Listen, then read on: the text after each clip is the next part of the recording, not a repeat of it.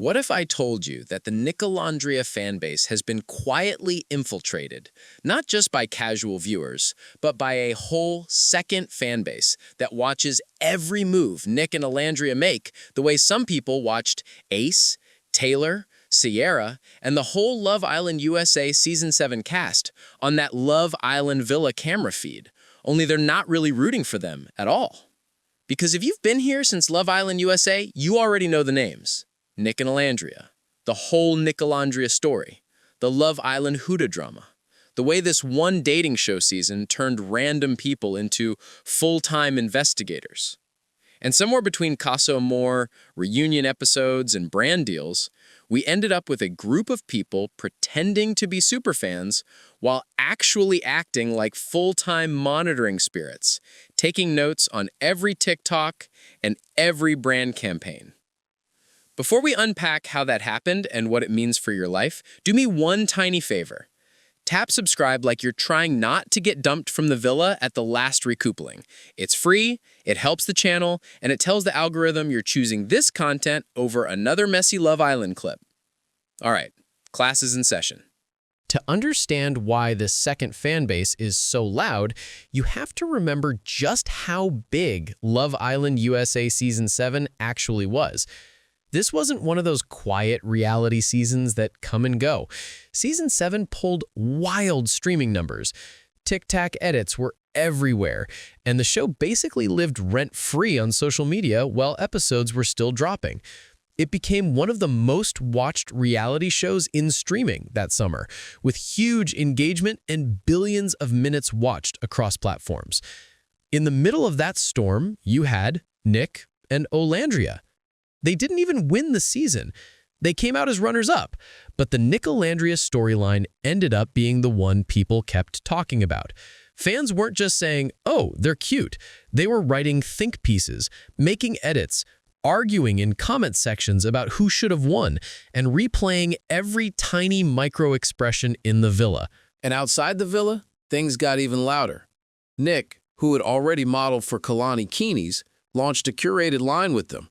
Nick and Olandria did campaigns together, including collabs with Agua de Kefir and big beauty brands like NYX, which even dropped a Nicolandria lip product that sold out crazy fast.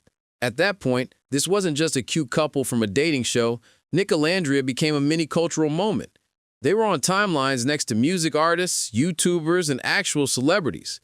And whenever something gets that big, it attracts three groups: the genuine supporters, the casual watchers, and the people who watch you like a fan but feel like a hater. That third category, that's where the monitoring spirit conversation starts. Let's translate a term that's been floating around TikTok, Christian circles, and spiritual content. Monitoring spirit. In a lot of online conversations, people use monitoring spirit to describe a kind of energy or presence that watches you closely, keeps tabs on your life, and quietly waits for the moment you mess up.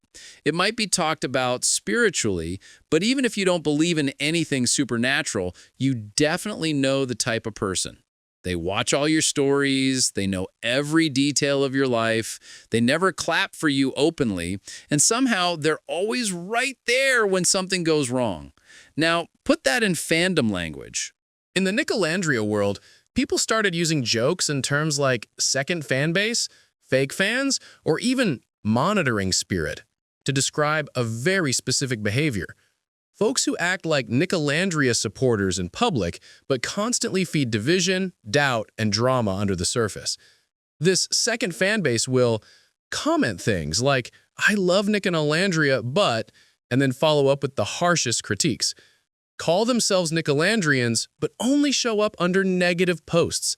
Switch sides instantly whenever drama involving Ace, Taylor, Sierra, or the Love Island Huda situation pops off, using Nicolandria's name to boost their own preferred narrative. They don't engage like normal fans who just disagree or have different opinions. They engage like people collecting data, and that's the keyword here: monitoring. So, what does infiltration actually look like?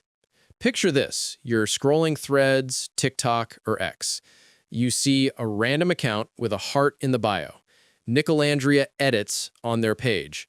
Maybe even Nick and Olandria forever, somewhere in their username. Looks like a fan, right? Then you read their comments. At first, it's subtle. I love Nicolandria, but I just feel like the brand deals are getting a bit much. Or, of course I support Nick and Olandria, but aren't they overhyped compared to Ace? Or, I like them, but Taylor and Sierra gave more real vibes. Be honest. It's never just an opinion. There's a pattern. They constantly pit islanders against each other. They highlight every rumor. Did you see that TikTok from Vegas? Did you notice that interview clip? They'll hold on to old drama from Love Island USA Season 7 like it aired yesterday, relitigating Casa Amor, the reunion, and the whole Love Island Huda conversation weekly. You'll also see people who never post actual fan content but always know every detail of Nicolandria's schedules, trips, appearances, and lives. Commenters who are lightning fast under any slightly negative post involving Nick and Olandria, repeating the same talking points over and over. That's what monitoring spirit energy looks like online. They are present at every big moment, disguised as supporters, low-key invested in seeing the couple fall off, or at least be exposed so they can say, see, I was right all along. And if you zoom out from Nicolandria specifically, this is a pattern you see with almost every big reality couple, influencer, or artist. It always starts as concern and ends as full-time surveillance. But here's the twist. A lot of you watching this are not just observing it in fandoms, you're living it in your real life.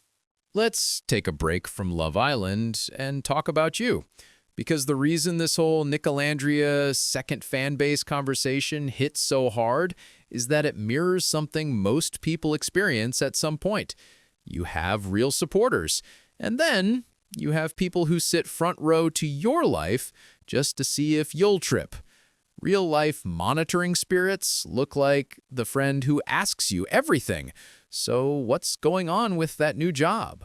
Did that situation with your crush go anywhere? How much are you getting paid for that new gig? But when you flip the question, they dodge it. You leave every conversation feeling overexposed and under-supported. The coworker who never openly congratulates you, always just heard something about your promotion, your raise, your side hustle, repeats your business in rooms you're not in. The online follower who watches every story, never comments unless something bad happens, suddenly has a paragraph ready when there's a mistake, rumor, or misstep. They might not think of themselves as haters. Some of them might genuinely believe they're just keeping it real, but energy doesn't lie. Here's how you usually know you're dealing with a monitoring spirit type in real life. You always feel slightly drained after talking to them. You start oversharing because they're good at pulling information. They never seem happy unless there's some kind of chaos in your life they can analyze. And this brings us to the first big lesson you can pull from the Nicolandria situation. You don't owe your entire life story to people who haven't proven they can handle it. Not every coworker deserves to know your salary. Not every friend deserves to know your next move. Not every online follower deserves to know your entire healing journey. Sometimes the most spiritual thing you can do is quietly reduce access. Quick pause here. If you're vibing with this and you've already thought of at least one monitoring spirit in your own life, hit subscribe. Think of it as you choosing this community over the second fan base that's silently hate-watching your life. All right, let's connect this back to Nicolandria and one of the smartest brand moves we've seen. While all of this was happening, fans fighting, second fan base lurking, people flipping narratives, something else was going on in the background. Brands were taking notes. Some brands took the lazy route. One-off posts, random ads, slapping an islander in a campaign that had nothing to do with their actual story. But others were paying close attention to the Nicolandria lore and went a different route. Take the kind of campaign that Agua de Kefir and other brands pushed with Nick and Olandria. Instead of just saying, here's a couple from a reality show, buy our product, they leaned directly into the existing community and in-jokes around Nicolandria. They followed content creators who were already making Nicolandria edits. They interacted in comments like actual members of the fandom. They treated the campaign like storytelling, not a random spawn.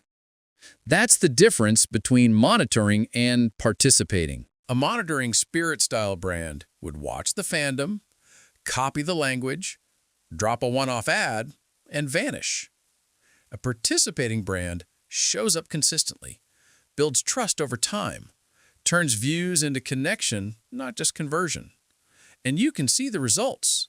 Campaigns involving Nicolandria drove huge view counts, massive engagement, and legit boosts in followers and sales for the brand. Fans didn't feel used, they felt seen. So when people try to downplay Nicolandria's impact as just hype, the numbers and the brand response say otherwise. You don't design that kind of integrated campaign around a couple that doesn't move the needle. The lesson here for you? Some people watch you to report back. Some people watch you to invest, support, and build with you. Your job is to figure out who's who. We're living in a time where almost everyone is visible all the time. You post your wins, your soft days, your relationships, your plans, and that visibility is a double-edged sword. The same way Nicolandria's visibility turned them into a cultural moment, it also attracted people who are waiting for them to fail, want to rewrite their story, need them to be overrated, so their preferred tuple or fave looks better. You can't opt out of being watched completely, but you can change how much access you give and how you respond. Here are a few ways to protect your energy, Nicolandria style. Stop over-explaining. Not everyone deserves a detailed explanation for your choices. Why did you stop talking to that person? Because I did. Why aren't you posting about that situation? Because I'm not. Share the highlight, not the blueprint. Post the result, not the entire step-by-step. You got the job? Amazing. You don't have to post every interview detail. You're launching a project? Tease it. Don't give the full roadmap away. Watch how people react to your wins. Monitoring spirits struggle to celebrate you. They downplay your success. They immediately pivot to themselves. They add that subtle must be nice tone.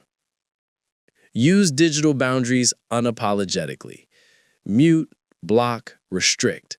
You don't owe anyone access to your page. If someone's presence feels like surveillance instead of support, you're allowed to shut the window. Invest in your real community. There will always be a second fan base watching your every move.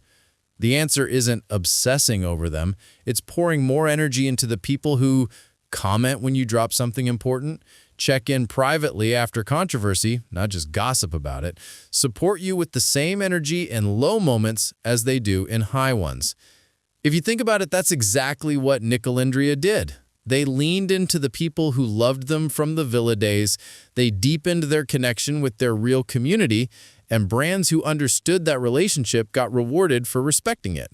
So let's bring this full circle. Love Island USA Season 7 gave us a cast full of characters.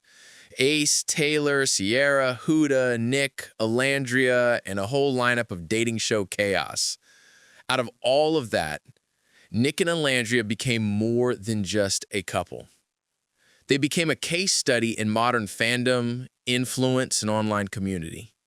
With that came real fans who saw themselves in Nick and Olandria's journey, casual viewers who just enjoyed the content, and a second fan base that watches every move the way a monitoring spirit watches a life, closely, consistently, and not always with good intentions. But here's the part that matters for you. You don't have to be on a reality show to experience this. The moment you start growing publicly, start healing in a visible way, start winning in any arena, You will attract people who genuinely want to see you win, and people who are quietly waiting to see you fall. Your job is not to prove yourself to the second fan base. Your job is to recognize the patterns, protect your energy, choose where you pour your time, affection, and information.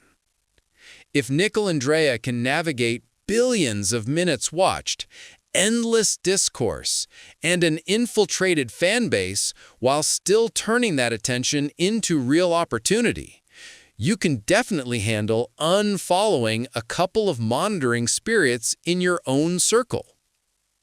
And if you've made it all the way to the end of this video, I already know you're not part of the second fan base.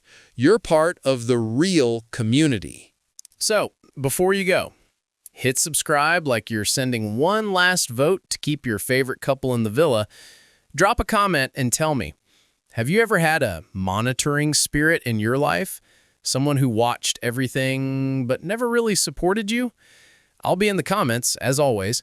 And in the next video, we're going even deeper into the Love Island universe, Nicolandria's timeline, and what it says about the way we all do relationships online. Class dismissed for now.